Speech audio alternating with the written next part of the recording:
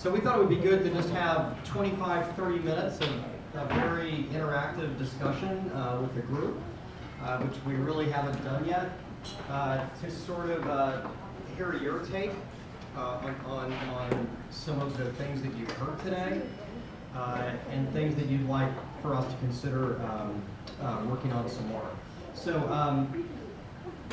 and in terms of biggest surprises, one of my biggest surprises is build your business model by hiring a bus company. So Jasmine, thank you for that. But no, seriously, I think this would be a great conversation. Joe has graciously agreed to be the scribe for this session, so we'll put some notes up on the Google Doc. There's also, this is a group editable document, so if you have a computer, help me out. And this will be a real test to see how fast Joe can type. Right. That's why I asked him to do it. So yeah, you wouldn't want me to do it, believe me.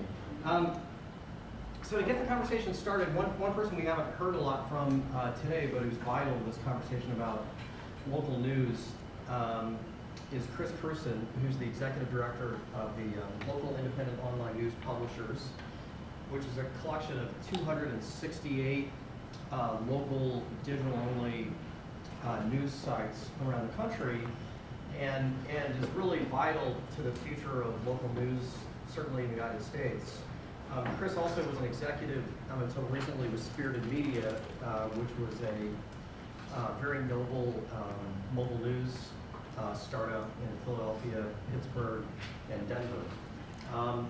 So Chris, as you've listened to things today and as you think about your new role, you've now been in this job, what, about 6 weeks? Okay, 6 weeks. Yeah. Talk to us about what you've heard today, and talk to us a little bit about your own experience. Thanks, Tim, and hi, everybody. Thanks for the chance to talk. We're actually the beneficiary of one of the line items in a previous session that talked about $300 million from the Knight Foundation to save local news. We're supposed to get $1 million of those dollars over the next 3 years to basically grow Lion.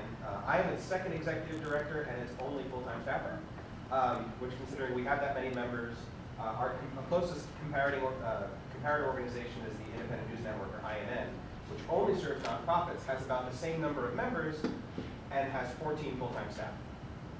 So what I'm planning on using this boost from the Knight Foundation to do is to have a staff of our own so we can start serving these members. Because I can't help but watch this through the prism of, this is the end of a form of communication. This is the end of the telegraph. This is the end of the steam railroad. We're looking at something ending, and we shouldn't. I don't want to worry about saving anything anymore. I want to worry about building the next. We've got publishers who've been doing it in Lion for the past 10 years in some cases, covering their communities. In some cases, taking a buyout from a newspaper, walking across the street, and using that buyout to start covering city council and start selling ads against it. So when I pitched the board of directors at Lion on taking the job after my previous local news startup, and we were Lion members, wound up selling its sites because it couldn't sustain them anymore on a private, for-profit model, on a business model that was primarily events, and then eventually a membership program that we launched too late to really be able to sustain the rest of the business with us running it at its current level.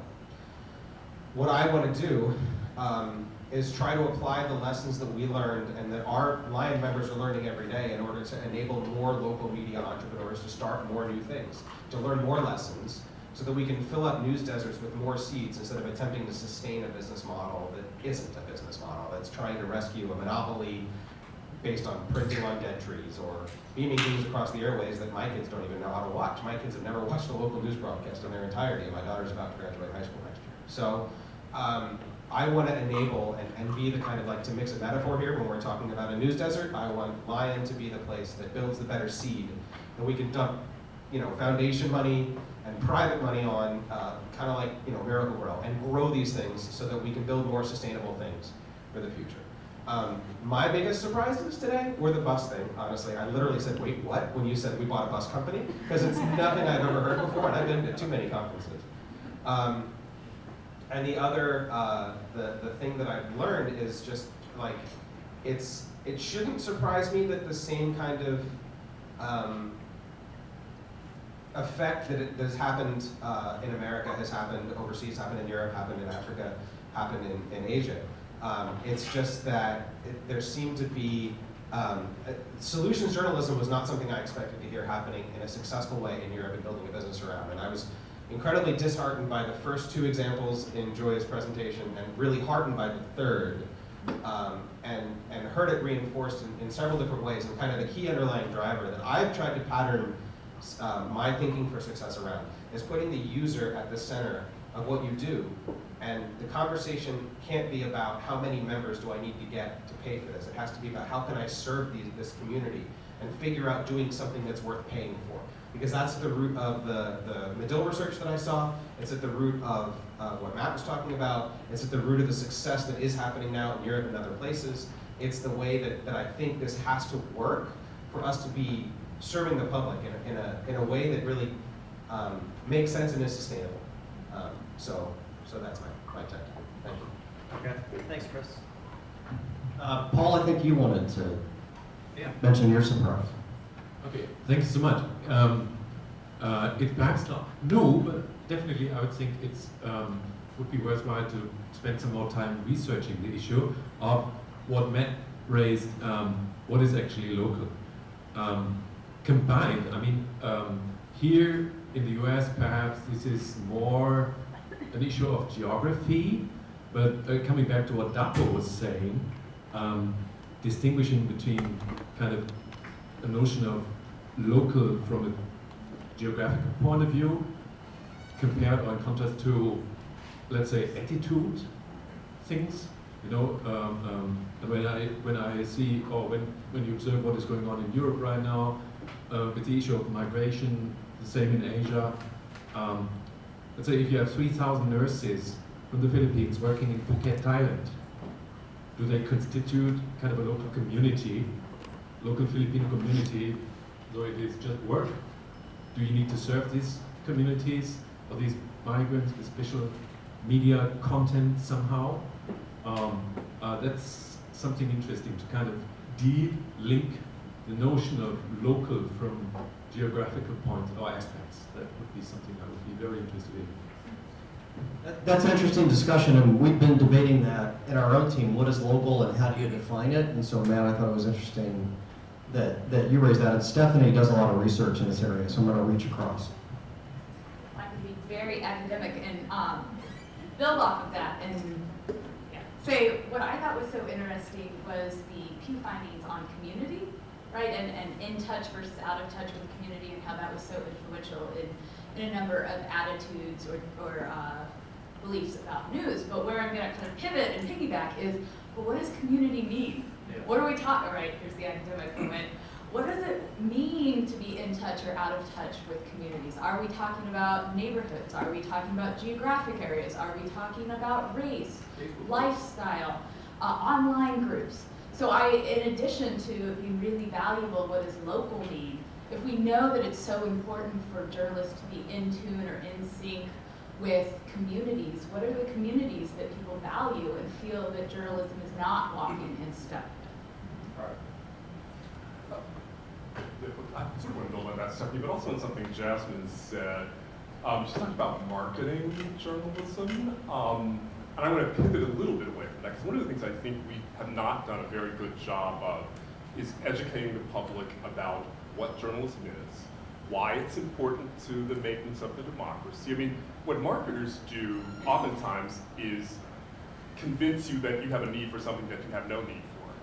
We have done a terrible job of convincing people that they have this thing that they really have a need for, that why they should have a need for. And Rich talked about transparency. We're terrible in terms of being transparent about our processes.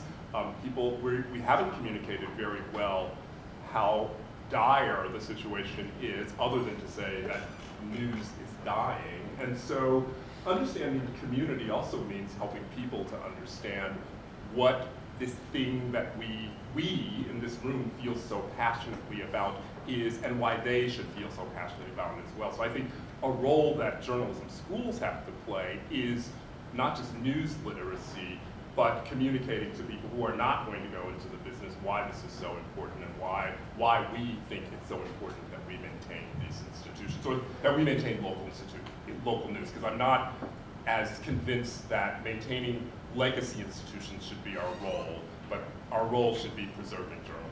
Right. Absolutely. A great point, and I totally agree with the point about journalists not marketing themselves very well. Casey?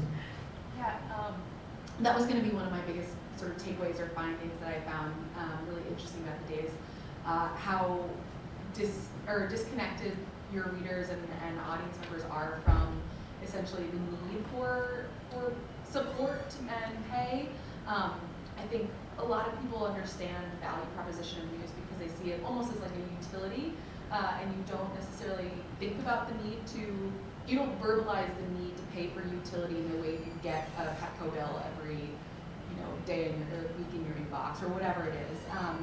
But I think another thing that really struck me about sort of the counterpoint to that, and I forget who said it, but in trying to get people to understand the need to pay for quality content makes sense in certain areas, but the places where the news deserts are some of the most impoverished areas in the country. And so how are you going to ask someone that is struggling to pay their bills to also support their local journalism initiative when there is so much free content out there? So that's, I think, to me, figuring out, sort of bridging that gap, A, convincing people that this is really something they need to pay for, and in an environment that's sort of trending anti-news, unfortunately, recently, and then B, how you bridge that gap in communities that are underserved and don't necessarily have the resources to pay. Yeah, that's interesting, and to build on your point and the point Charles was making, one of our partners in the local news initiative is the Indianapolis Star, and they just did a really smart thing in the past couple of weeks. So everybody in our project is now pushing hard on digital subscriptions. And so the managing editor wrote this appeal to the community. Here's what this institution or organization has done in the past few months that's made a difference in this community. And here's why you should think about supporting this. I mean, it was an appeal to the value proposition, both financially and in terms of democracy, to why folks should write a check or give their credit card number to a news organization. Chris? One of the things that was neat about launching a membership program when we did it at the Spirit Media Sites is that the first part, it's essentially an email marketing campaign. And think about what happens when you sign up, or if you're in a media organization, one of your subscribers gets your newsletter. The first thing you do the next day is start sending them your headlines. You don't first tell them who you are, what you usually cover, what you don't cover, what your politics are, whether you support one side or another, whether you are foundation funded or whether you're funded by individual people. So this level of, and we were guilty of this at our sites, and our sites were 3 years old, much less these, when I first signed up for a newsletter service for my hometown paper, I just started getting the next day's local news. I didn't know anything as a reader about what that organization did. Telling that story, it gets to the point of the earlier point in the Pew study about how people don't know we're in trouble. Well, why would people think we're in trouble? All we ever talk about is how great we are, how many people we serve. If you're on TV, well, we're on your side, right? We brag about being the largest news gathering forces in our cities, still up to today. Now, we are a quarter of what we were for the biggest local newspaper in town 5-10 years ago. We know we're in trouble because, and our readers know too. Why do the people that get the print product know that the print is in trouble? Well, because we charge them more for a smaller product. And there's more mistakes in it because we fired all the copy editors, right? Like, all this makes a lot of sense. And we can't deliver to the half the time, and it's probably printed farther away. And if you're to buy one of the papers in the Tribune chain today, there's no publisher in most of those places. There's no advertising executive, salespeople and news people, and that's it. All the other stuff is in a hub somewhere. So, I mean, the part of the marketing part of telling your story is when you're going to start asking people directly for money, whether it's on a membership basis or a subscription basis, incredibly vital, because this is like, people aren't stupid. They see less. Sarah, let's, We haven't heard from you a lot today either, so. what are you thinking? Well, I just have a question. I'd be curious to know what other people think about. We haven't talked a ton today about subscription fatigue, and I'm curious, what about the sector of the population? You don't need to convince them that journalism is worth paying for. There's simply too many news sources that they're logically going to pay for. So is the future bundling? I mean, how do we prepare for that inevitable moment? That's a great question. How many of you subscribe to Apple News since it was launched? The bundling? Okay, I do. I think Mary and I are the only ones in the room. Right. But, right, there are only 2 newspapers. So far. Right. Right. Other thoughts? Mary? One of the things that will stay with me from this meeting is the worry about, I think it was Joe who said, most people only read the news for 10 minutes a day. What is it that we're going to provide audience that will make them stay with us and come to us? And we have young people who are thinking in different ways about information. And I think that we're going to all have to deliver something different from what we have been delivering. It doesn't mean we don't build on all the good things that Peggy talked about as far as why newspapers are so important or the media is so important. But there's got to be something else out there that's going to bring this Generation Z and the millennials in, because otherwise we don't have an audience. We're producing great things. I mean, look at the New York Times and some of the things they're producing. It's some of the best journalism ever. But when I go and talk to young people, they're not all seeing it. So how do we figure out how to meet them where they are? And there was a lot of good information here that I will use to talk about this problem. But the challenge is to ask people, what is it? Or what are the things that will make people come to us? It starts before they're adults, that's for sure. Indeed, in literacy, digital media Well, literacy. just developing the habit. I mean, trying to convert 18-year-olds, 22-year-olds into avid newspaper or news consumers, that ball is already in motion, right? That developing the habit or the interest for news starts when you are 12, 6, right? And so we're a little behind the game if we're just talking about young adults. Yeah, I guess I'm not just talking about news. I'm talking about something that that our media would provide that would make them want to come back and back. Is it a great story that then we ask them a question about that they want to come back to the site? I don't know, but it seems like the fruit is getting lower and lower that we might be able to find it. At any rate, that stays with my mind. Josh, why don't we start with you and then we'll go around. I think fascinating thing for me is the fact that you can use influencers to also drive some of the either appeal or the business model.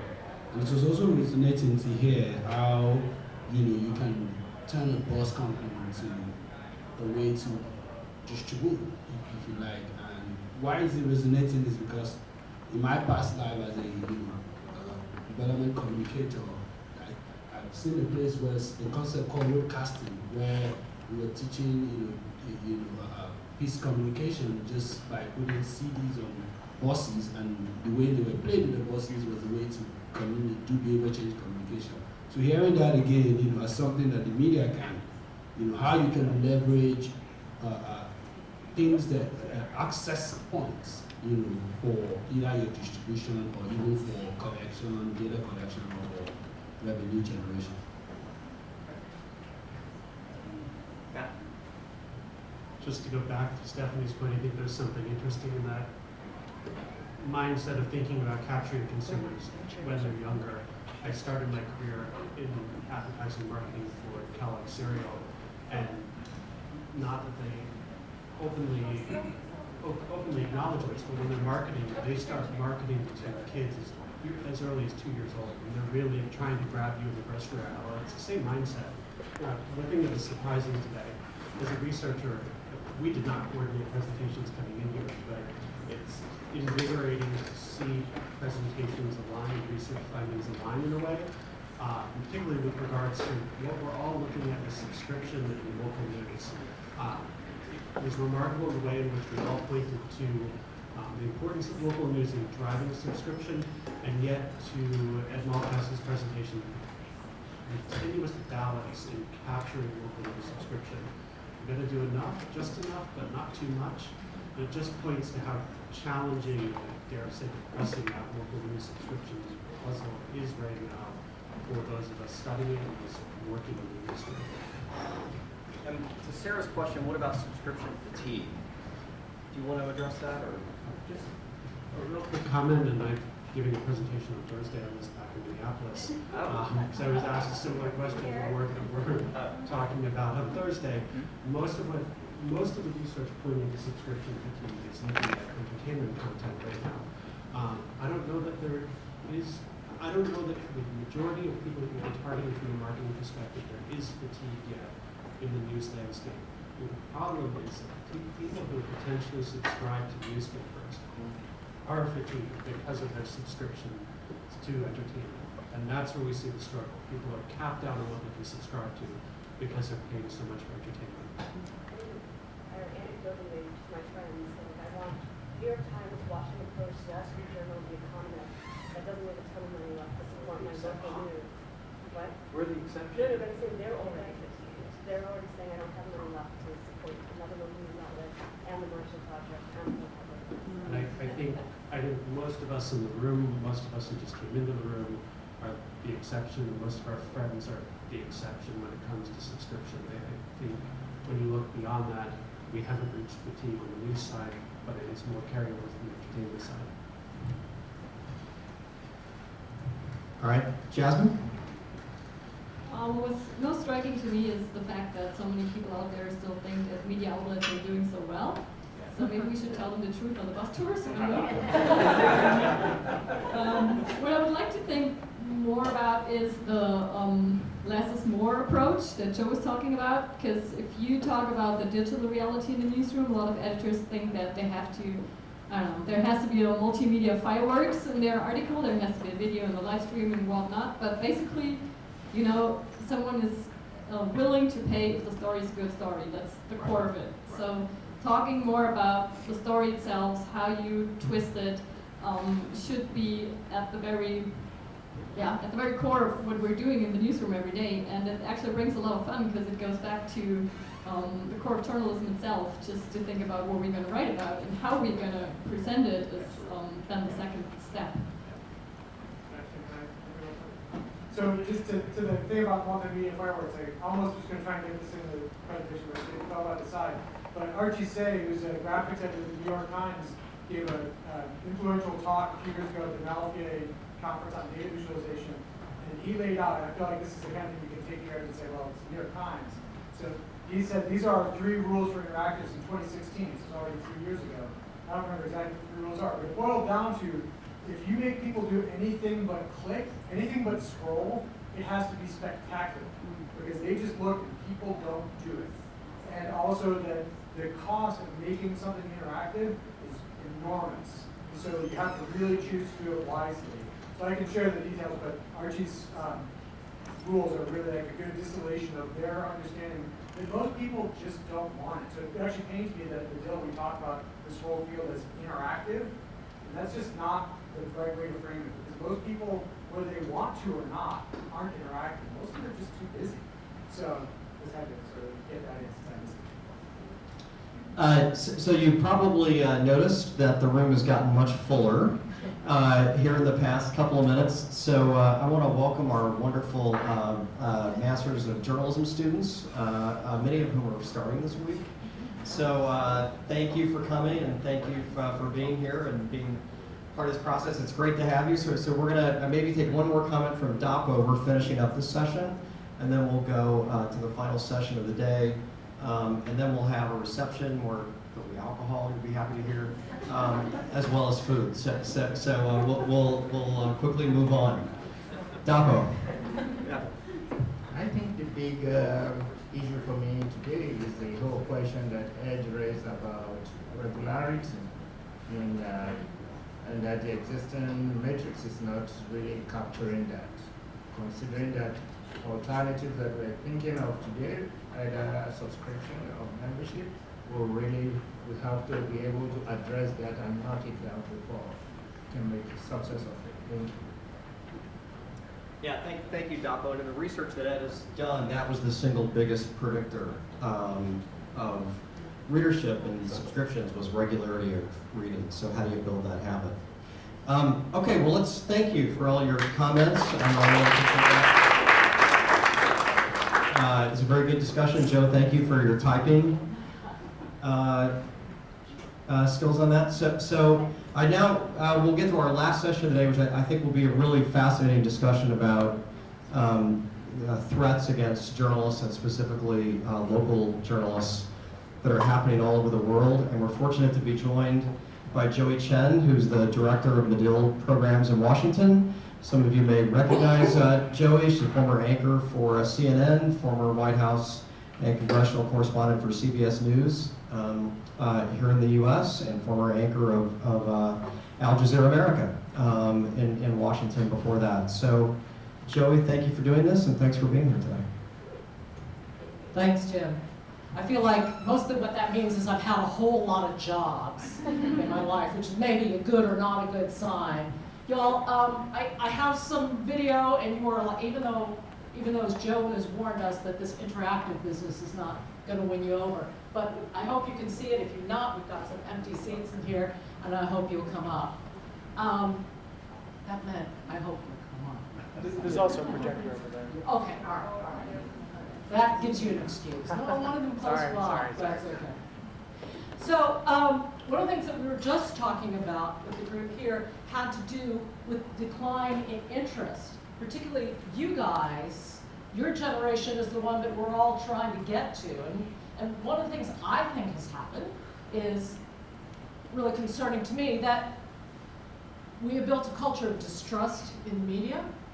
And part of this has to do with how we are viewed by the general public. And sometimes, and no, I am not going to jump on the bandwagon and say I think Donald Trump has destroyed the reputation of the media, because I think that there are suspicions that have been happening over time. Well, let me start at the beginning here. I would say, welcome to the White House. This is the West Wing, the door of the West Wing, the White House, and the White House press room under that little awning there. You might wonder why, in a discussion about global and local initiatives, somebody from Washington would have anything to say to y'all. I just think it's important that we understand what's going on and how that trickles down to communities, how that trickles down to the perception of the news media at every level, locally in the United States and through the world as well. I want to take you inside the press room. This is the White House press room. Hope you can see it there, from the perspective that we don't normally look at it in. Normally, you all are seeing on TV, on whatever your source of information is, the view from the back. But think that the press secretary, and by the way, we have a new one as of today, think how that person views the media in front of them. Despite what the president has told us, actually, the conflict between the press and the president has existed for a very long time. The president will tell you that he's being treated worse than anyone else. But I would tell you that every administration feels that it gets picked on.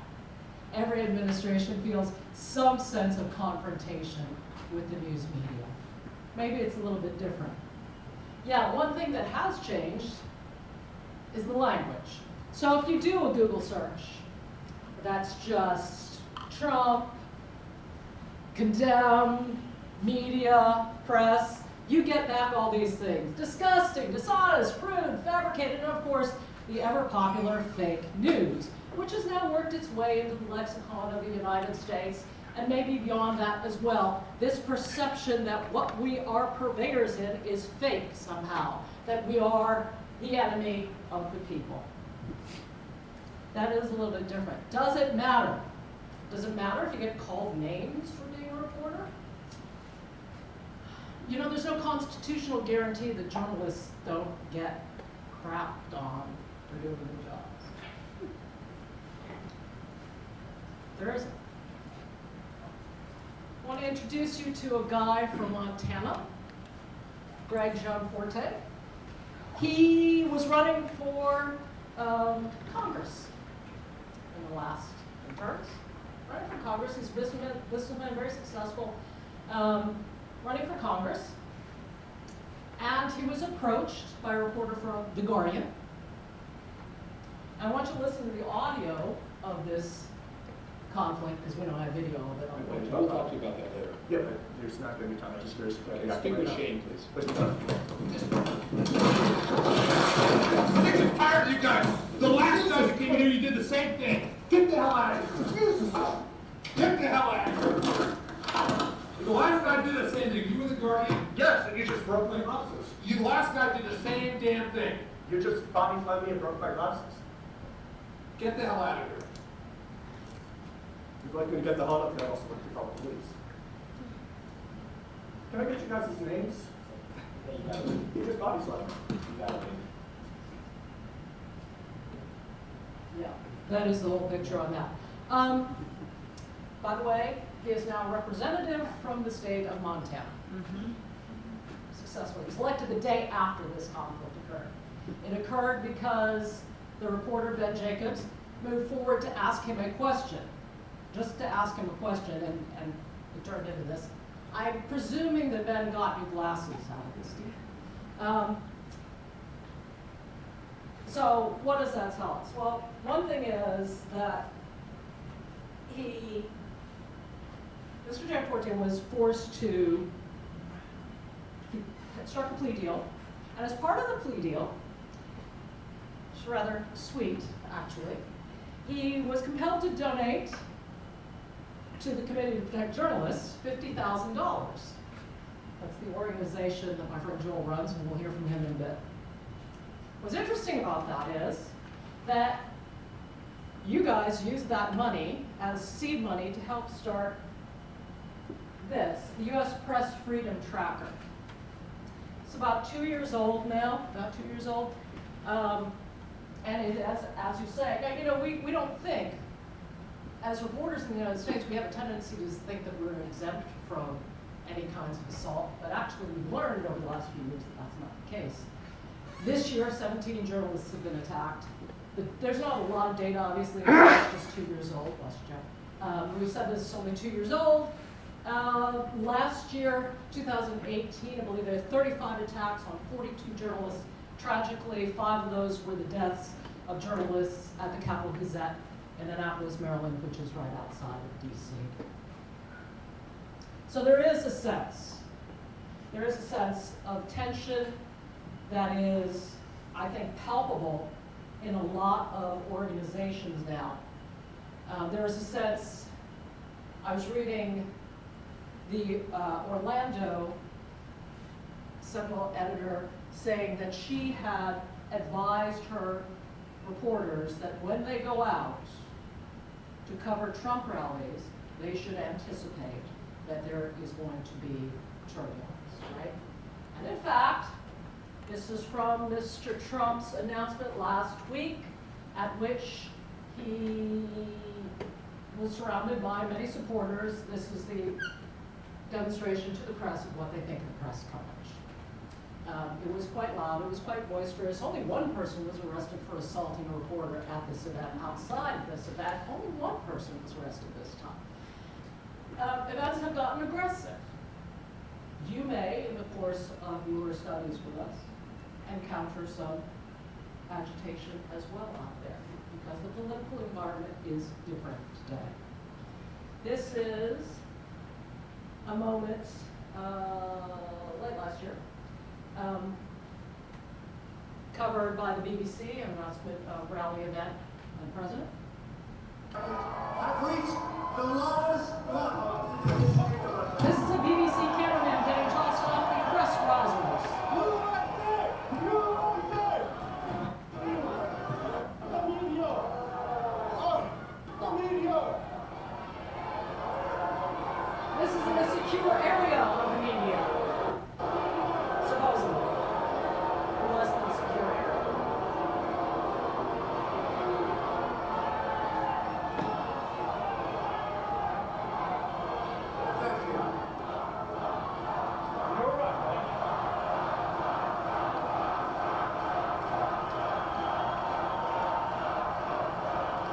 Things are not going really well in a lot of situations. And it is something that is new and different. I will tell you, I do not blame Donald Trump for the decline of civilization. But I do think that there is a different attitude out there.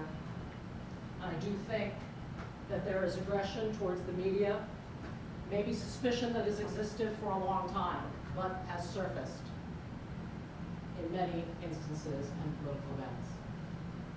Mr. Trump does, as we said earlier, have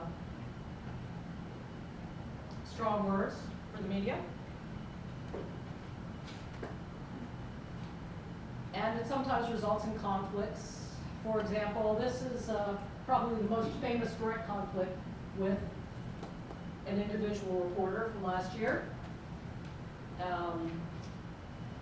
Press conference the day after the election, the day after the midterms, at which he faced off with a former colleague of mine, Jim Acosta, who's now with CNN as the White House correspondent. If I may ask another question, are you worried? That's enough, that's Mr. enough. President, That's I'll enough. ask one of the other folks. That's enough. Pardon me, ma'am, Mr. Excuse me, President. that's enough. Mr. President, one of the questions that I may ask on the Russia investigation, are you concerned that you may have... I'm not concerned indictments- about anything with you the may have Russian indictments coming down? investigation because it's a hoax. That's enough, put down the mic. Mr. President, are you worried about indictments coming down in this investigation? Mr. President. I'll tell you what, CNN should be ashamed of itself having you working for them. You are a rude, terrible person. You shouldn't be working for CNN. Go ahead. I think that's unfair. You're a very rude person. The way you treat Sarah Huckabee is horrible. And the way you treat other people are horrible. Mr. President, you repeatedly, over the course of the... Just sit down, please. Well, when you report fake news, no. When you report fake news, which CNN does a lot, you are the enemy of the people. Are you all familiar with that video, that conflict? Okay, so it is the event that caused Jim Acosta to lose his press pass briefly. It was also an event that brought together a number of news organizations to back him. Why? To try to get his press pass back, which he did, actually, did that before. Why? Because there is an understanding that if it's not this reporter today, it's that reporter tomorrow, right? So every organization has something in it.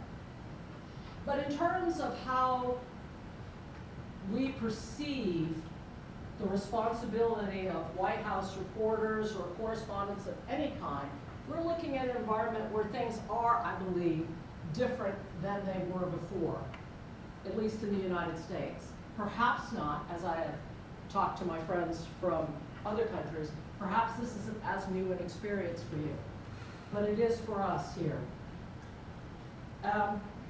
In addition to becoming something of an incident in the media, it also was an event that led Jim to write a book, which was just released last week. It is number 10 on the New York Times bestseller list. Interestingly, the number 1 position is currently occupied by a guy named Gary Levin, who is a radio host, conservative radio host, who has written a book about what he perceives as liberal media bias. They're in the same list of bestsellers at the moment. Jim's book is The Enemy of the People. He refers to the death threats that he has received. He believes the relationship is to being called fake news. In his book, he talks about death threats he has received, CNN's decision to put 4 security guards on him, and a bulletproof vest, which I guess he declined to wear, it's not really clear to me, but a bulletproof vest to cover rallies, because there is a sense that there is a different level of suspicion about reporters today. And he says, I think we've all sacrificed some of our sense of being safe covering this president at his rallies and simply being out on the street as reporters. Maybe a different time. Jim's been out pushing his book, and he explained why he's so willing to be confrontational with the president. The President of the United States has uttered approximately 10,000 false or misleading statements since coming into office, according to the Washington Post. And that's turned us into fact checkers in real time. And as I tell folks all the time, I write in the book, we are here not just to report the news now, we're here to defend the truth. Yeah, well, yeah, I guess so. It's going to mean something. It's been almost 100 days or over 100 days since the last White House briefing You know, this used to be when the press secretary would go in, answer all of our questions. We don't do that anymore. Now Sarah Sanders, she goes out to the Fox News Live position on the north lawn of the White House, takes questions from them, and then if she has time, she'll stop and talk to us for a few minutes in the driveway. It's not what the taxpayers are expecting from the press secretary. We pay their salaries, we should be getting our money. We're there to hold their feet to the fire, and it doesn't matter what they call us, what they try to do to us. We're here to work on behalf of the American people and get answers to these questions. Jim Acosta, everyone, the enemy of the... Yes, no, up, down? Is that what reporters are about? Okay. One thing we learned from Jim's coverage is the importance of support in the community, support of other journalists. You saw in the earlier video, Medill graduate Peter Alexander, who just spoke at our commencement, was also the one who stood up and spoke for Jim Acosta at the press conference. The importance of working across different media to support each other, even among your competitors. But there is certainly a sense that journalists need support, and need support from organizations like the Committee to Protect Journalists, with Joel Simon, my friend here. Can you come up? Sure. Leads now. And I guess I would ask you to start, Joel, by talking about why it is important and what your organization is doing to protect journalists. Okay, happy to do that. Now I have a slide presentation. Should we go through that? Like Yeah, sure. why don't we do that?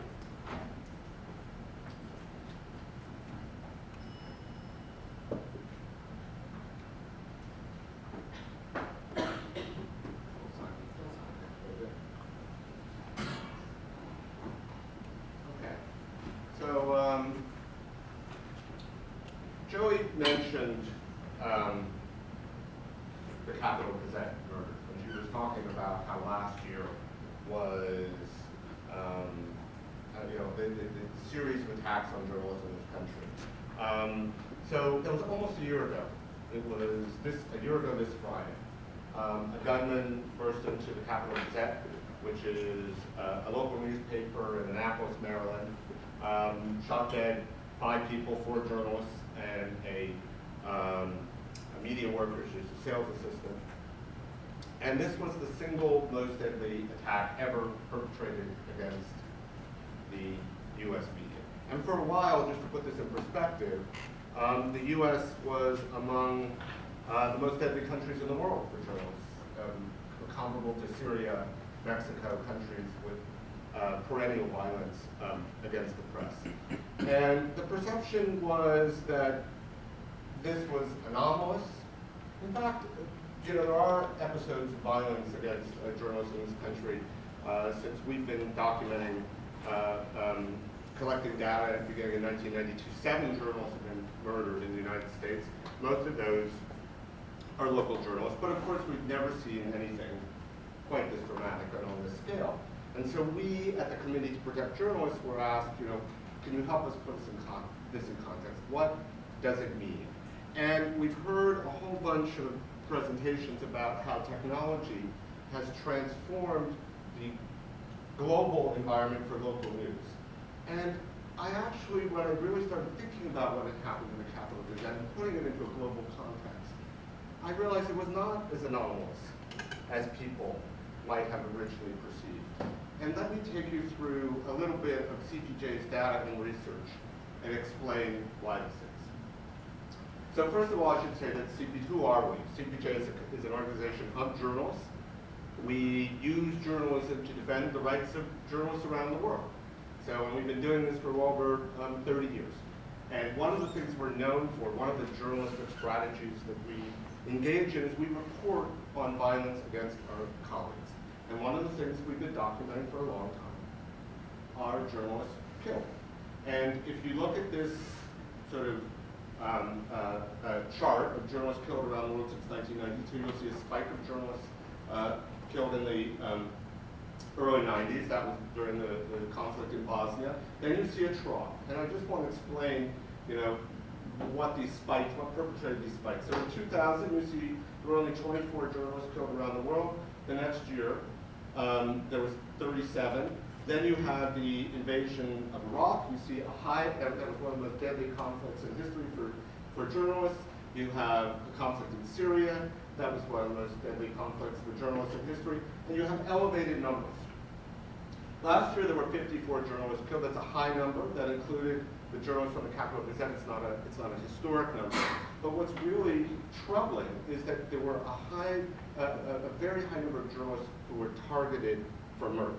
So this chart, we document journalists who were killed in crossfire and journalists who were deliberately targeted.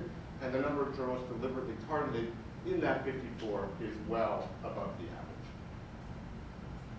This graph is even more dramatic if you look at the trajectory. And again, let me talk you through it. Crackdown in Turkey happened in the mid-1990s. Again, then we see a trough, 2000, onset of the war on terror. Okay, journalists, repressive governments around the world reframe their crackdown on journalists as a strategy in the war on terror. We see an escalation. Then 2011, Arab Spring.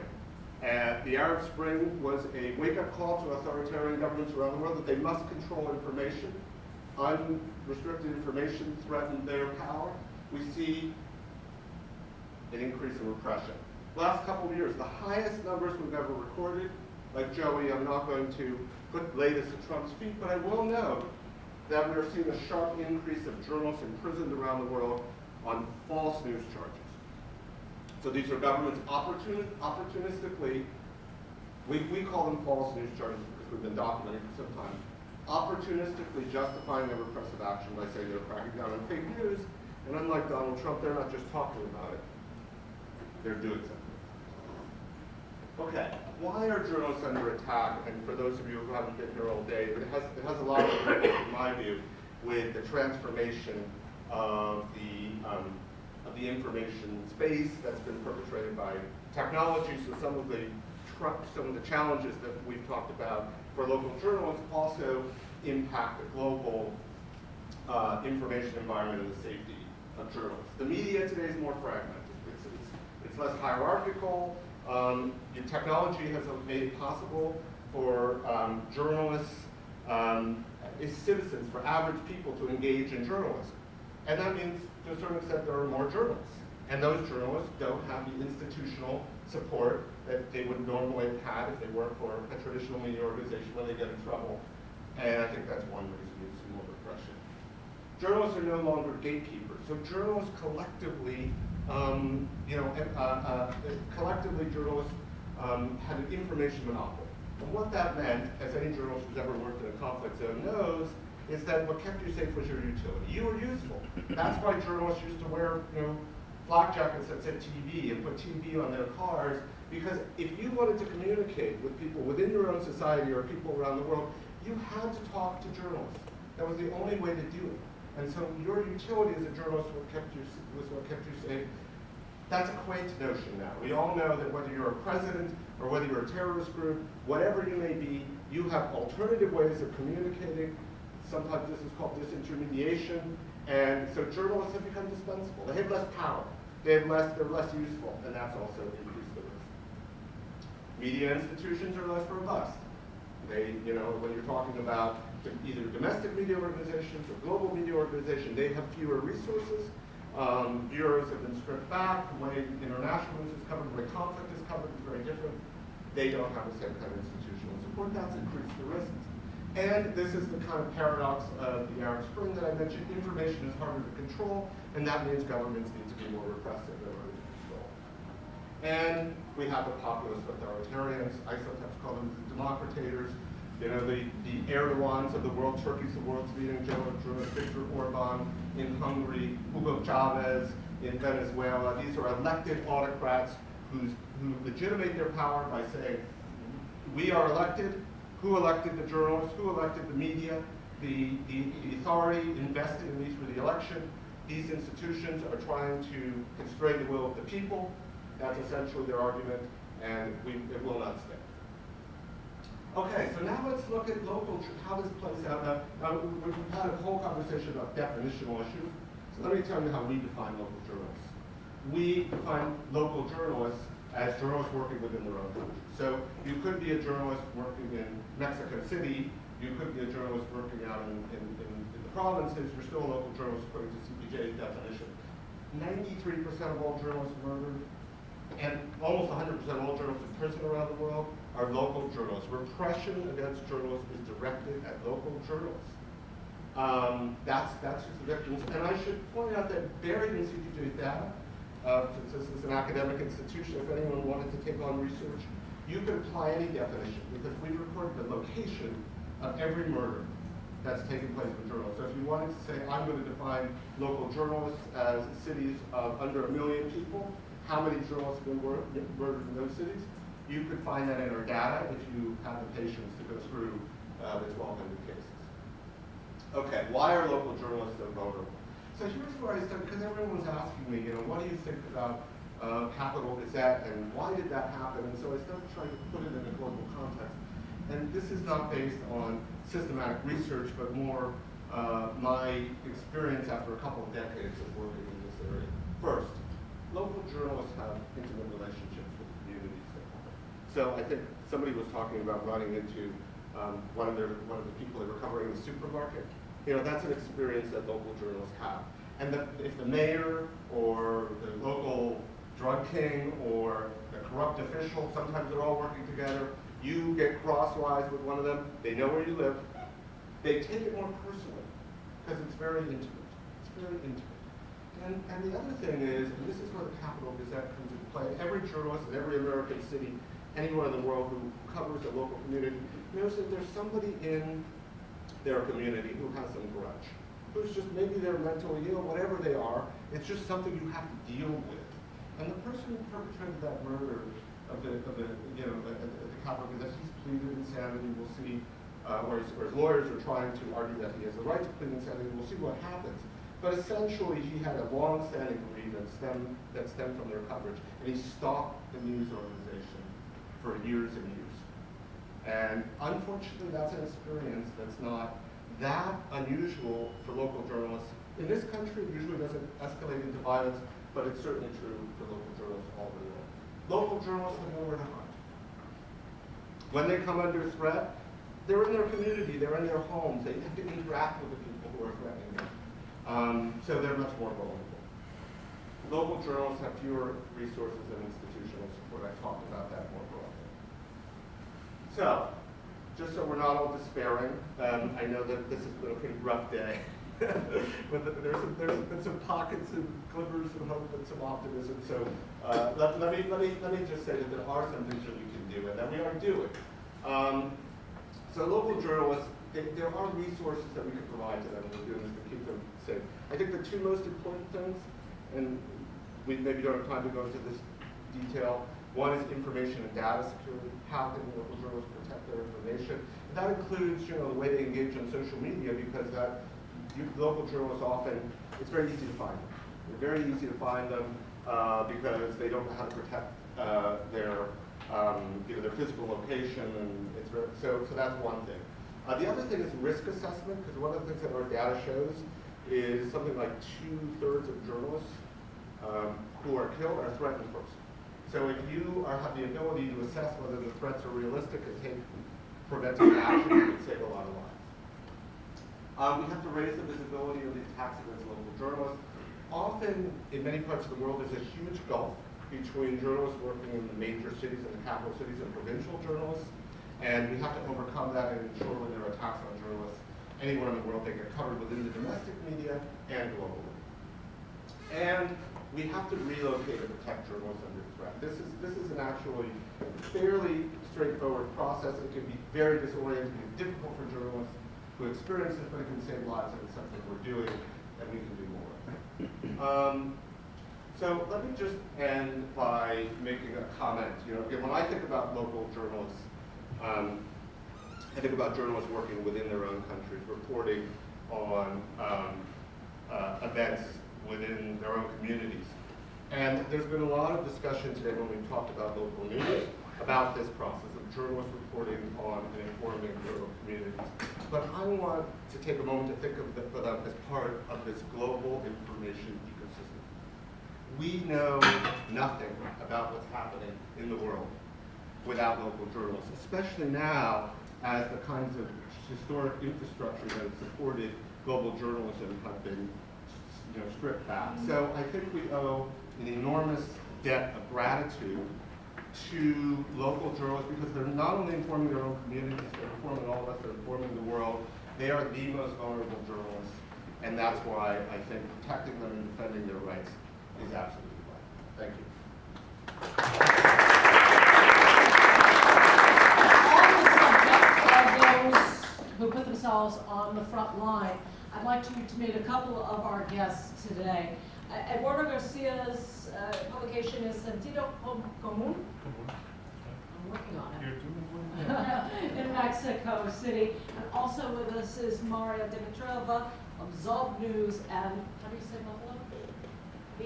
Bibo, which apparently means buffalo. I don't know if you knew this, but in Bulgaria they do have buffalo as well. I'm sure. And since my Bulgarian is not great, we've had a few conversations about some of the things that you have faced. Maria, as well as you can, you have done some investigative work that has made people angry. Who is attacking you? Who has sent you death threats? What kinds of people sent you death threats?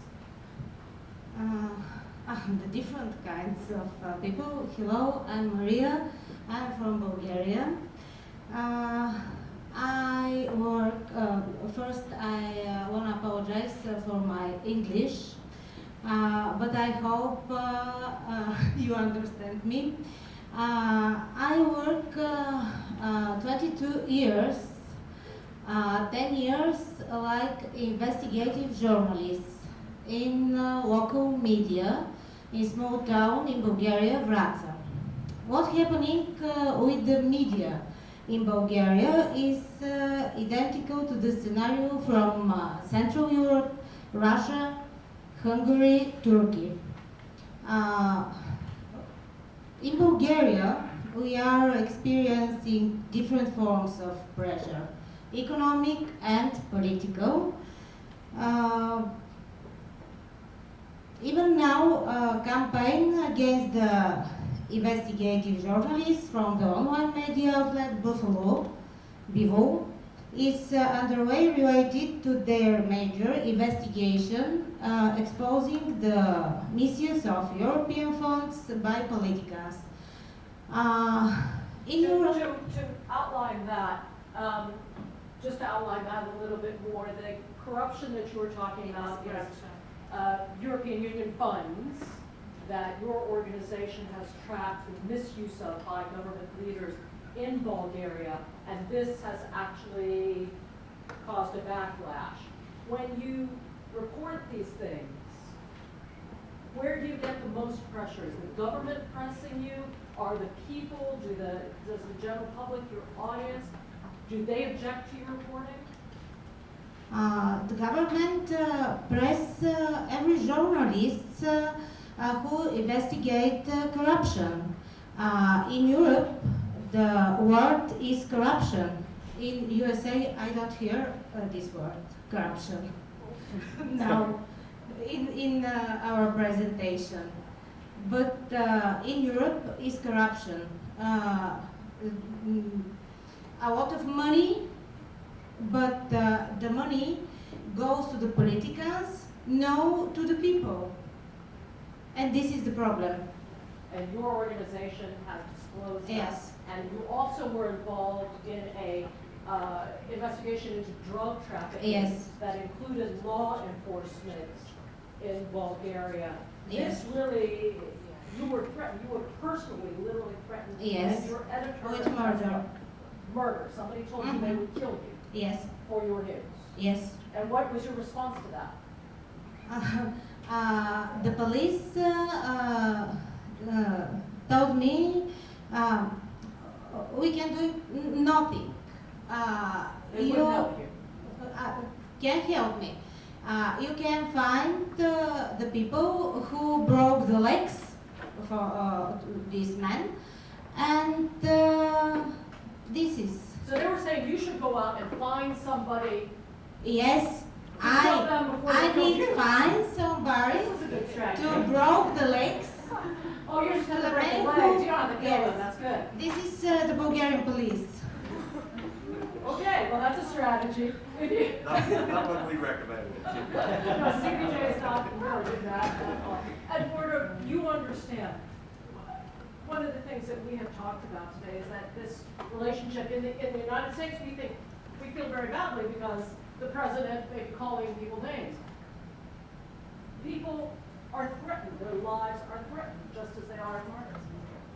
Yeah, I mean, I have to disclose, in my line of journalist that I do, never be threatened. I'm a business reporter, basically. I cover companies, I cover markets, I cover the economy. And in that sense, I'm lucky enough in that I haven't faced what many colleagues in Mexico are facing right now. In the case of Mexico, most of the crime, and Joel would back me up, that the statistics in Mexico are horrendous. According to the CPJ, Mexico is the most dangerous place to be a journalist, not a financial journalist, to be honest. I would not say that because it's not true. But many colleagues that I know are in danger, and they've killed many.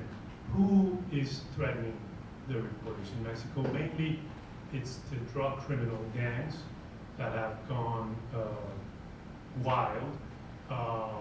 Why has Mexico seen a rise in drug gangs and criminal organizations? There are many reasons, but one of them, curiously or ironically enough, it's the rise of Mexico's democracy in a certain sense. Why am I saying this, and why that might be so shocking? Mexico had for 80 years a one-party system, not until 2000 where we saw a change of government. So you could imagine that party had everything under control. They control the police, they control the criminals, they control the judges, they control the governors, they control everything. So that party ran a very close, tight grip. Not that they were not corrupt, not that violence was not there, but it was under control. Democracy came, democracy brought in new people, new experiences, and in that change, the cartels, with the decline of the Colombian cartels pressured by the US government, moved or found Mexico a great territory to either cultivate drugs that were going to be shipped to America or be the distribution channel. As that happened, and as the political system was changing, nobody put them under control. And so, unfortunately, not that I'm against democracy, on the contrary, it's great that we have now a president that's elected by the people and not by someone else. These things happen.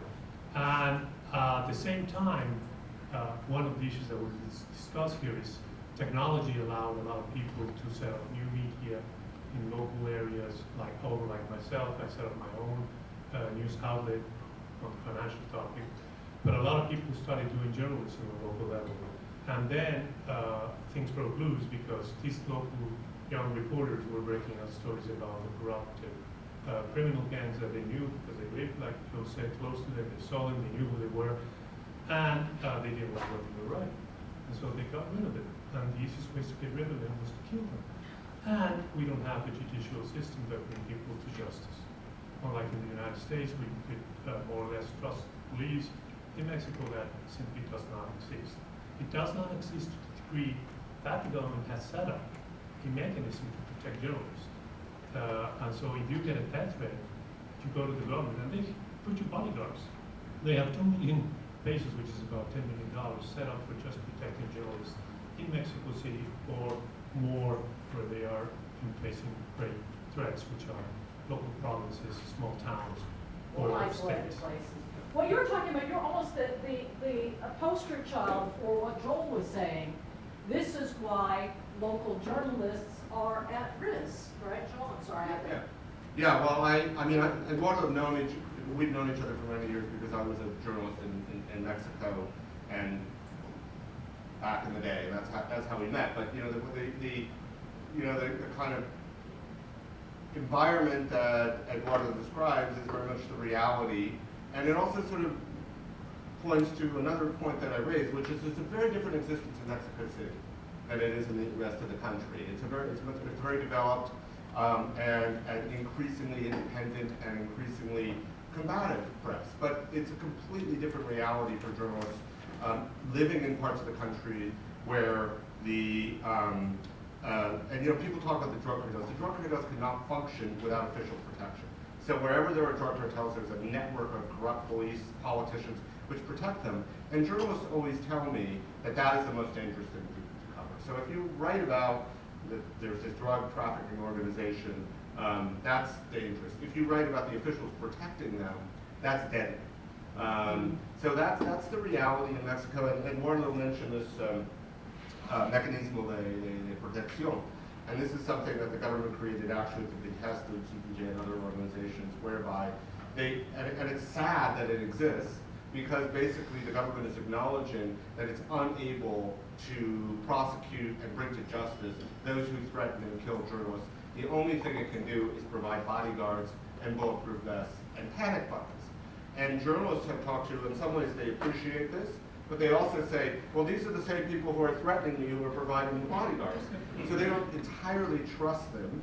But it's you know, it's the best option that many journalists have, you know, when they're threatened. Can you speak also to Maria's situation? And she also was involved in a drug trafficking investigation, which had a law enforcement element to it. It's kind of hard to think, hey, let me go ask the police for help. They're the ones running the drugs. Well, yeah, or they're protected, you know, everywhere there's organized crime, but the reason it's organized is because it has protection.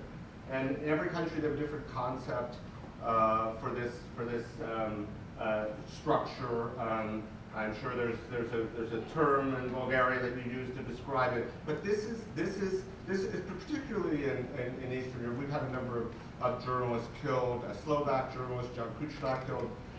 We had a journalist who was blown up by a car bomb in Malta, Daphne Caroline Galizia, because she was investigating the web of official protection around the Maltese state. So this is a reality that journalists in Europe face, particularly those who are investigating organized crime. And in parallel with their colleagues in Mexico, the most dangerous point in these investigations is exposing the web of official protection. Maria, can you say, I mean, why would you keep going, knowing that you are threatened and there's no way to protect yourself? Why do you keep going? When the policeman told me that I tried to find the man who broke legs on another man who caused me and saved for murder, I go the reporter without borders and the Association of European Journalists. When his report was ready, Bulgarian journalists have a reaction without my situation. Did other journalists try to help you? You said that there were help me, Reporters Without Borders, yes, and the Association of European Journalists. What about your colleagues in Bulgaria? No. Silent. They were silent. Yes, national media, local media. In our town we have 5 medias, newspaper, radio, 2 televisions, local. No. Nobody would speak for you? Nobody. So you told me earlier you have a friend, another colleague who left the country. I mean, that's the yes, this is Hristo Geshov. He worked in my site, Zov News. And now Geshov is Hungary. He's moved to Hungary. Moved to Hungary, just yes. to protect himself. Yes. Would you ever stop reporting? No. Don't you think it might be a good idea? I mean, why would you continue to do that? I don't know what is a good idea, but I don't stop. You want to keep reporting? Yes. And you want the people to know? Yes, I want the people to know. The big problem in local media is a political politicians because he have money and he control the business, and media report what the business want. Right, so one of the things that we talked about, and maybe you can speak to this, where this is also about the control of many media platforms by one person, or that's what, in Bulgaria. yes, in Bulgaria. The concentration of media under one control also has a tendency. In Mexico's case, the media, I mean, there are financial groups that are pretty large and have control of the media. But like Joe said, in the case of the threats are mainly to those little local reporters that have an outlet in Guerrero or in Tamaulipas. You have no real protection, and they don't belong to a large organization. There have been a few cases of kidnapping journalists from, let's say, the TV company or a large national newspaper, but most cases are people that work either on their own or for a local newspaper.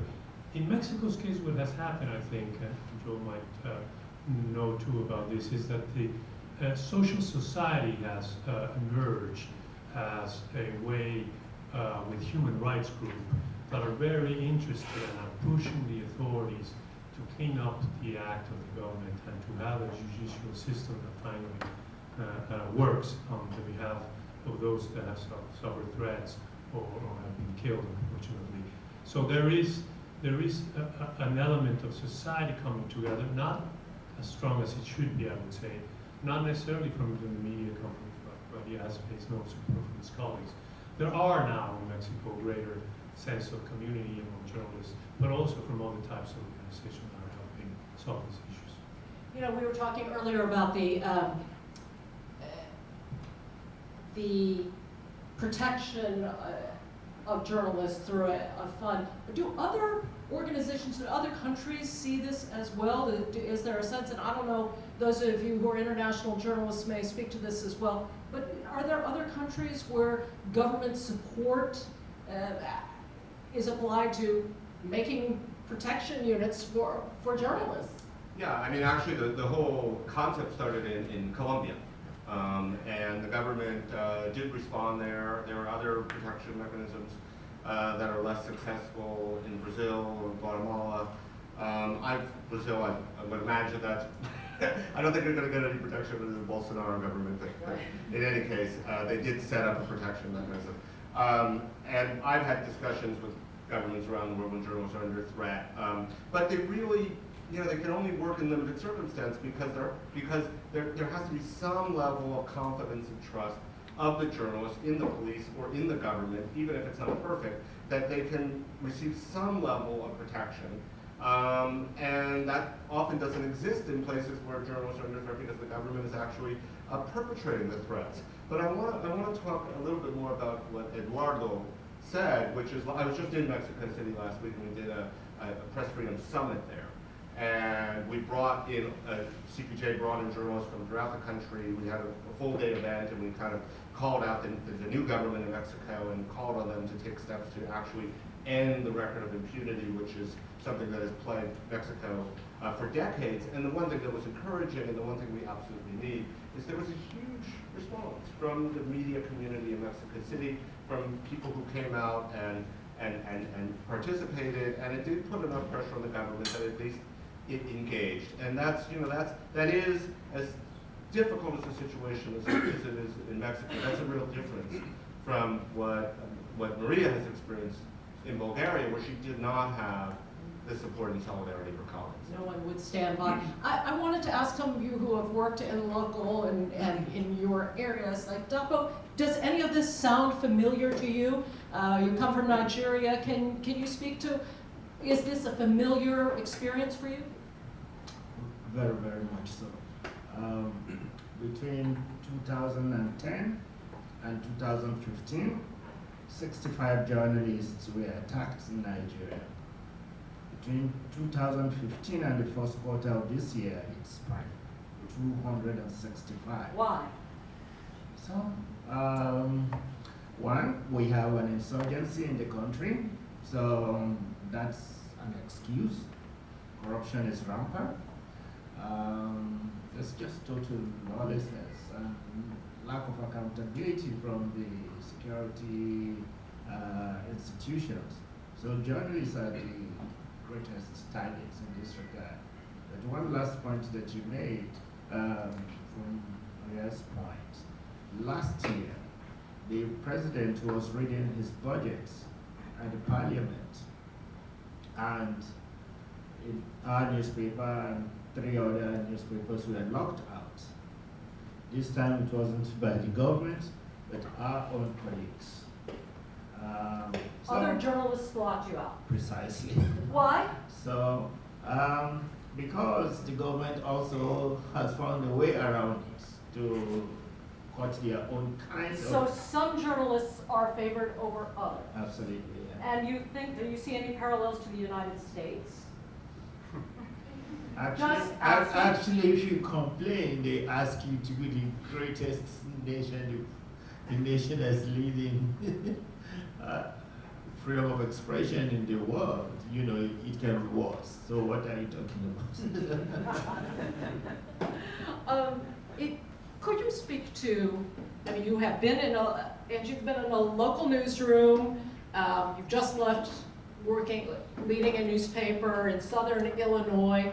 Can you talk about the relationship of journalists to other journalists and where you see any kind of comparison to some of the experiences?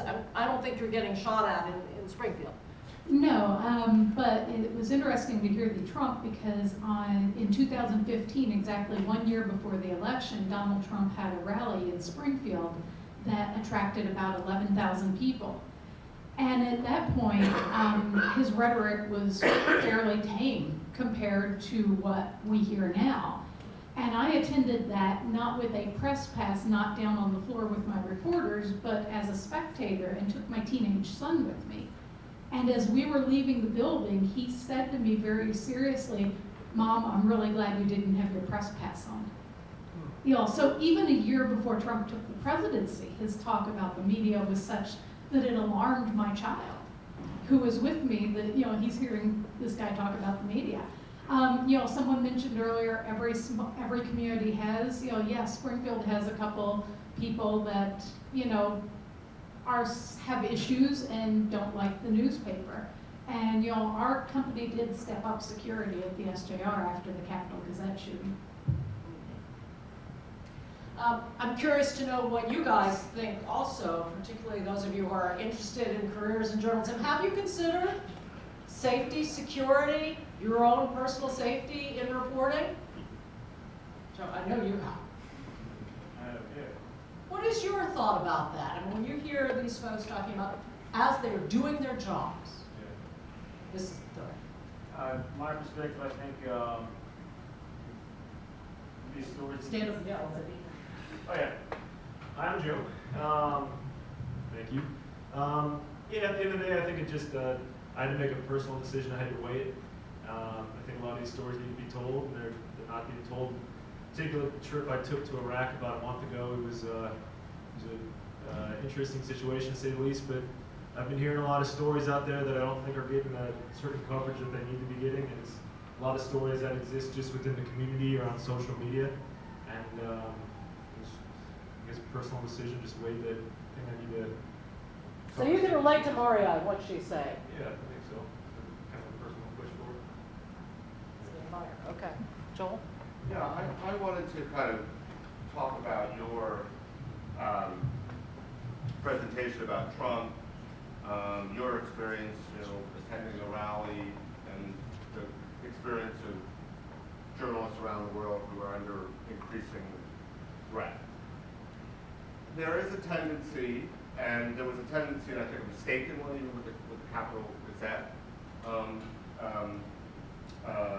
attack to lay that at the feet of Trump and suggest that the person who carried this out was somehow encouraged by his rhetoric, and that there was really no evidence to support that. Although I will say that I've talked to people at the Capitol Gazette who are not so sanguine about the issue. They just feel that there are volatile people in their community, and that kind of language can agitate them and increase the risk. So they while they don't see a direct correlation, they're troubled by that rhetoric, even from a safety perspective. But I think where Trump's rhetoric has been most damaging, and And we can have a debate here about, you know, the ways in which the rhetoric undermines public confidence in the media, the way that it creates a hostile atmosphere for journalists trying to cover rallies, the way that it's sort of emboldened government officials to attack and marginalize the press, although they do leak like crazy, which is one thing that, you know, journalists appreciate. But around the world, I do think it's really been tremendously damaging in terms of emboldening autocratic leaders. And one of the strategies that CPJ has historically used is to go to the U.S. government and to ask that the U.S. government apply pressure to countries with whom they have a strategic relationship and say, if you want to have a good relationship with the United States, you can't be killing journalists and throwing them in jail. Now, did the U.S. have a perfect record of responding to such requests? No, because strategic interests were always in play. But they sometimes did, and when they did, it sometimes had an impact. And it was an important sort of tool in our arsenal. It's gone.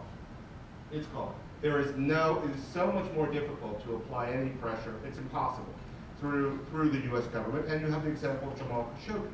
You know, this is absolutely straightforward. You have a U.S. president murdered, dismembered by a Saudi hit squad dispatched from Riyadh, Washington Post columnist.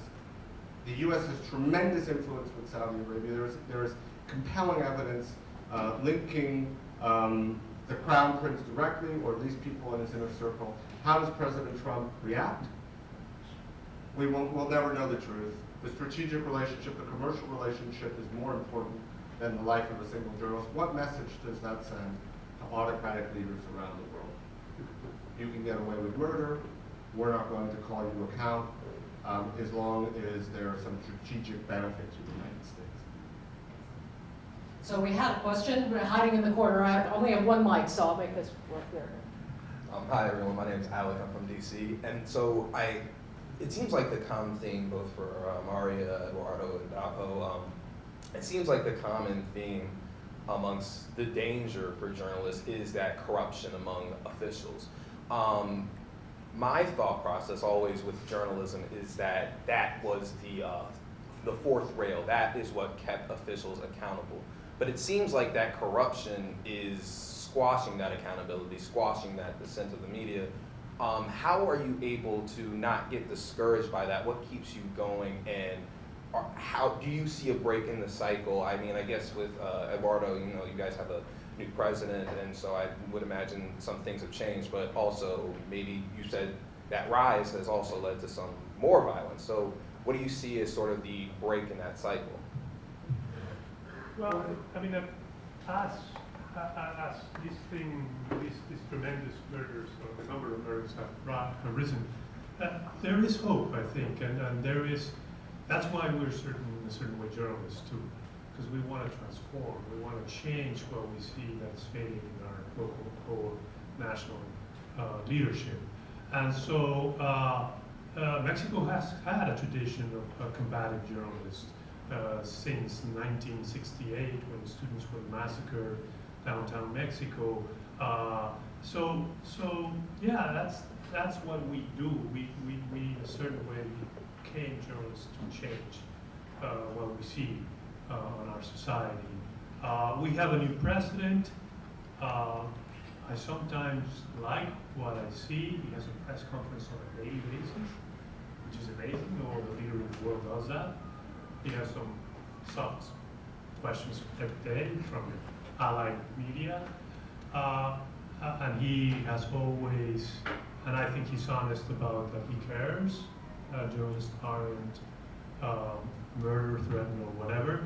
But at the same time, his rhetoric is not very different from Trump, in the sense that if you have a media outlet that writes a critical story about him, he doesn't say fake news, but he calls it prensa fifi, like upper class or neoconservative or from the elitist or whatever. And when he does that, the reaction from his followers on social media in Mexico is as gruesome as what you see in Trump rallies. They feel emboldened. And so the director of Mexico's largest national newspaper, well, not national, but the most important newspaper in Mexico City, Reforma, has been getting death threats in Twitter and on Facebook, and so we have a new leader. He claims to be democratic. Some people don't think he's that democratic, but he's quite autocratic in the end. So we'll have to wait and see, but we have to be, as journalists, we have to be on our toes. We should not let this rhetoric grow. We should highlight it as much as we can. We should unite as journalists, regardless of whether we are more on the right or on the left. This is our profession. We should defend it to the impossible levels. No. Do you see, there are people who have said to me, well, you know, journalists in the U.S. need to grow a thicker skin, right? Need to be tougher about taking criticism when the president says things. These are just words. Yeah, you have to grow a thicker skin, but that doesn't mean that you will tolerate when someone insults you or when someone lies. You should be quiet about it. You should recognize your mistakes too. I think the media needs also to be a little bit more modest, more self-critical. We do in my news organization. If we report something that was wrong or whatever, we write a correction, or we try to be as fair as possible. But yeah, we should tolerate criticism, like the president should tolerate criticism himself. But if he attacks you, you can attack back. Or if he says something that is not right or puts your life or your organization in danger, you shouldn't be quiet about it. You had a question earlier, and I want to explain that your organization actually represents 24 different institutions, news institutions in Asia, different countries, different approaches to covering the news. You had a question. Yes. Just to follow up on you, we see increased sophistication in policing journalism. You know, apart from killing individuals, journalists, like in the Philippines, you know, most of the journalists are killed in Asia, in East Asia at least. One of the top 3 in the world. Yeah, correct. The Inquirer, which is a member, Inquirer is a #1 newspaper in the Philippines. Professor Ducati, he no longer go after individual journalists. He go after the owners. So he goes and check on the owner of the Inquirer on their own business, accuse them of tax evasion, you know, and force the Inquirer owner to sell to a liquor company, you know, San Miguel, you know, some of them is a big. So the owner become vulnerable. The editor and the journalist also become vulnerable because the owner are no longer able to protect them for obvious reasons. Yeah, so it's more subtle and more sophisticated, right? It's not simply I'm going to kill you. This happens. I'm just going to put an end to your business. Let me tell you a little bit about okay. in Mexico many years ago, the government controlled print paper. So if your publication became aggressive, and this is before Mexico was a democracy, this is how they controlled everything. They just stopped selling you newsprint, so you can publish. It was very simple, very subtle, and it worked. Nobody criticized the government for too long because you know that your paper can throw another paper to purchase. I think it's worth in this. There are many countries around the world that are using these more sophisticated approaches. One country that's worth talking about is Russia. It's not overwhelmingly sophisticated, but there are fewer bodies on the street in Russia. It used to be a place where journalists were routinely murdered. There's actually a decreased level of violence, and one reason is because the media is more tightly controlled, and that control has been achieved through regulatory pressure, changes in media ownership. Basically, Putin was able to transform the media structure in Russia to make it more compliant. Now, there are some pockets of independent media left in Russia, but the media landscape is very different than it was 5 or 6 years ago, even. Again, there are bodies on the street. Another example is Hungary, right? I think it's worth talking about what's happened in Hungary with a similar strategy. So, it is true that political leaders, in many instances, recognize that there are more subtle and sophisticated means of controlling and managing information that are just as effective. Mexico ads, publicity by the government is another way that they control it. Just to add now, the Trump effect and fake news are now giving at least the Asian government that I'm familiar with the tools to impose much tougher media law and regulations. And this is the trend that we see in almost countries now, that you could go to jail directly from post. Yeah, right. Joshua, explain a little bit about what your organization does and what it does. So my organization is into media development, advocacy, and of course innovating around sustainability in Nigeria. So I wanted to respond to your question about what can media sustain that drive for journalists to do story. I think two things for me is one, like you mentioned, they are not just part of the local community, the realities, or they are part of the realities, right? So I grew up within a failing educational system. So I will continue to report it because until that is resolved, it's more or less like I'm failing myself as a journalist. That's one.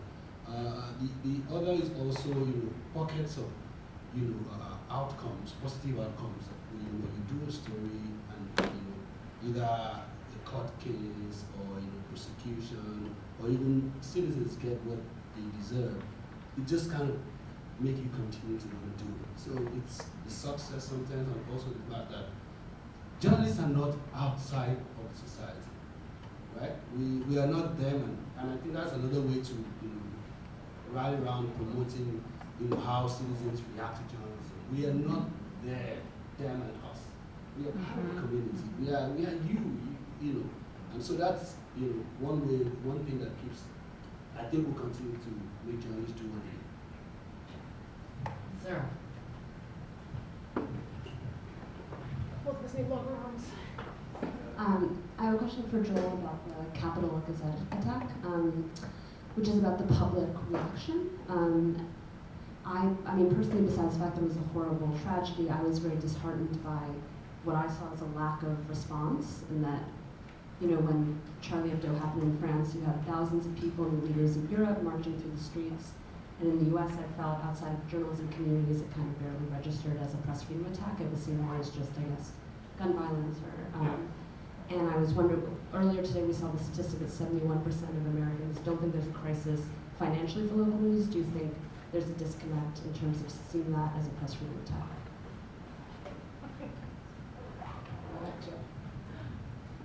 Well, I mean, I think there was a couple of things. I mean, I think President Trump had the opportunity to help frame public understanding of what happened, and he only begrudgingly, after a lot of organizations and journals, including ours, insisted that he make a statement, made a statement, and it was something along the lines that nobody should be killed at work. He refused to acknowledge that they had any special role as journalists, and I think in a situation like that, the political leadership has the opportunity to frame public understanding, and Trump did not avail himself of that. That's not surprising. And I will also say that the lack of public response had to do, I think, with the way it was covered as well, and that's a kind of media, performance question. I think the initial coverage was this was a mentally ill person who, for unfathomable reasons, decided to attack a news organization. But it was presented as sort of anomalous, and I think people felt badly about it, but sort of shrugged their shoulders and sort of said, "What can you do?" And I think that's sort of going back to my original point. There's an inherent, it's just the nature of the risk that local news organizations face, because they want to be as open as they possibly can to their communities.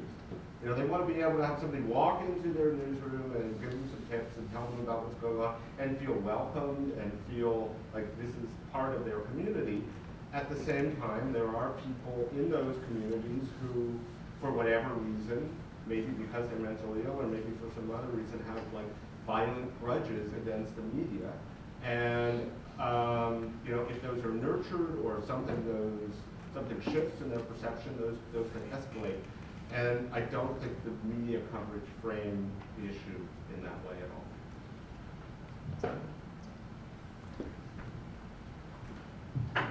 Just wanted to share an insight from Germany, not about death threats, but something that I also found really striking. With the populism rising in Europe, we also had this party called Alternative for Germany rising in Germany and doing surprisingly well in the elections lately. What they've been doing is they excluded the press from their party conventions, which caused a lot of discussion, obviously, among journalists. And they have a pretty professional press public relations work. So in the run-up to the European election, the election for the European Parliament that just happened in May, studies found that their Facebook posts, that posted more on Facebook than all of the other German parties together. And they also set up a newsroom because they say that they want to do their press coverage or press information and control it themselves, which actually caused a lot of criticism also about the word newsroom, because people feel like it's something which should be done exclusively by the press. So I was just wondering, as you were saying, Joel, earlier, they are not dependent on us anymore because they can publish their information just on every other channel. So is something like this also happening in the States, that parties are establishing their own newsrooms? Yeah, and I think this all goes, everything goes sort of to this undermining of trust, right? There's every reason and every way to undermine trust in the institution. Yeah, and I think it goes to this broader point about the relationship, the power dynamic and the power relationship between journalists and those they cover. And journalists, whether it's a celebrity, or whether it's a politician, or whether it's a political party, or whether it's a criminal group, or whether it's a terrorist group, okay? There is always a power dynamic, and the power that journalists had in that relationship was a collective monopoly over mass communication, right? Because that was, if you were in an unsafe environment, that was the card you played. And if you were negotiating about whether a celebrity got to review all the questions in advance, you were like, well, you don't want to agree to my terms, I'm not going to interview you. If you were talking to a politician, you're like, you say I can't ask that question, I don't agree to those terms, I'm not going to interview you. But the power dynamic has shifted, and every single institution that journalists cover has recognized this and is taking advantage of it. And one person who really did this was Obama. Obama absolutely understood the changing dynamic in terms of the power relationship between the media and those they cover. Trump, in many ways, is retrograde, right? Because he's obsessed with media. Like, all he does is watch TV. We know that, right? Like, he's obsessed with television. Obama had the common sense to not worry as much about television and television coverage. And the other thing that Trump, people talk about him as having some sort of social media genius. But what he's doing on Twitter is simply activating the media. He's doing outrageous things on Twitter that generates media coverage, and what he really is focused on is not engaging directly with his followers, but activating the media in ways that he thinks are politically beneficial. So consider carefully what you're doing as your reporter. Yeah, I think, Jasmine, you brought a very, very crucial element of government control that is going on today thanks to technology. Our new president calls the social media the blessed social media because he's as savvy as he can be in manipulating information through these new channels. So we as journalists, we face a new competitor. And we as journalists, we have to engage our communities to bring them to our side and not to be their enemy, because they are using these new technologies to spread the word that they want to tell the public, and the public sometimes swallows it. If there is certain inclination to the ideology, they will accept the president's words, whatever it is. And I think that's a great challenge to democracy in essence. Well, thank you very much for your participation in this conversation. I know these guys are going to hang around, and some of you may have more questions. You're reporters now, you should have questions, so please take advantage of the opportunity to speak to everybody in the room. Thank you guys all very much.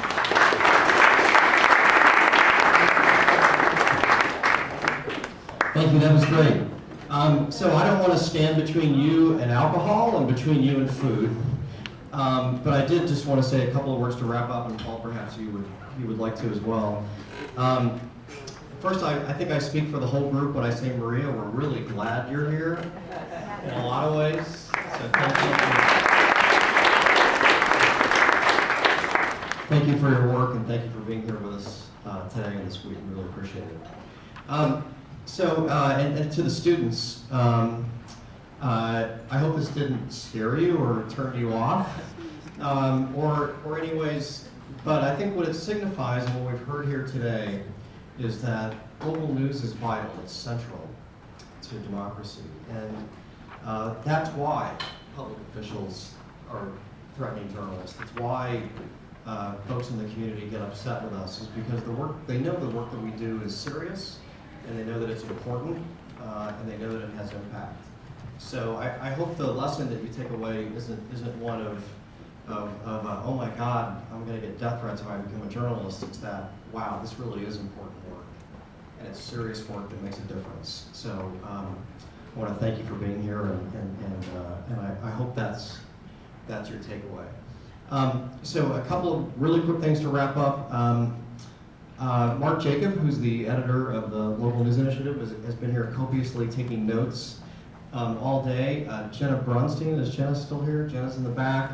Our staff photographer. So we will be posting a story and photos from this event on the Local News Initiative website. So I encourage all of you to check that out. I hope that this is the beginning of a conversation for all of us, not the conclusion of a conversation, and I hope that you've all made connections here today so that you can continue the conversations with one another. But Medill is very committed to local news and to helping sustain local news and find new ways to grow local news around the world, not just in the U.S. So I'm personally very appreciative of all of your insights today and your wisdom and your thoughts. So it's been incredibly valuable to us, and I want to thank you for being here. I want to thank the Adenauer Foundation again for its support, and I especially want to thank Sabina Murphy, who has just done a phenomenal job helping organize this. I also want to say thanks to Susan Zucro, who's also done Thank you, Susan, for all of your work. And I also want to thank Dean Whitaker, especially, who's really been a champion of this effort and has been very supportive the whole way along. So, Charles, thank you for so, Paul, would you like to have a final word? Yes. Just in order to say thank you to you and Charles as well. Really enjoyed your time. As I said at the very beginning, I mean, a lot of things don't create or are not being created by, I don't know, a bunch of people sitting around analyzing lots of charts and numbers. I think Sabina and I, we were sitting in my office one day, January, February, whatever, thinking about, okay, we've not had any conference about media with media during the last few years. Okay, we should do that. Yes. And actually, they're very often in New York, Washington, Los Angeles, and San Francisco. Oh, so we should find some other place. What topic should we talk about? Well, let's wait and see. I mean, we do have kind of an international network, so why not talk about local news? Which was weird, even as I said at the very beginning, some of my staff said, why do you talk about local news or local journalism from an international perspective? It's kind of paradox. I think it was worthwhile. Really, I really enjoyed today our discussion, all these contributions. I'd like to express, as I said before, my sincere gratitude to you guys, because honestly, I mean, we never met before. I just called them, or Sabine, you just called Medill because we thought, okay, I found your article online, pretty much. That was actually, oh yeah, I totally subscribed to that. So let's call him and ask him, would you like to kind of co-host conference, an international conference about local journalism with us? Not in Los Angeles, not in Washington, not along the West Coast. And I think it was one phone call or two phone calls, and you guys said yes. I mean, at the end of the day, we just had to agree upon a date. Usually things are a little bit more complicated in our case, especially when it comes to journalism seminars. No, I really enjoyed today. I think we could have continued for at least 2 more hours. I hope we are going to continue with a glass of wine or beer. I'd like to, again, express my sincere gratitude to all our guests who had quite some time to fly to the US, from Bangkok, Nigeria, Germany, of course, Mexico here, Bulgaria. Thank you so much for this endeavor. Hope you enjoyed it. And thanks again for all our representatives and guests, experts from the US, for providing us your insights. I really enjoyed it. I've learned a lot. Thank you so much. Thank you.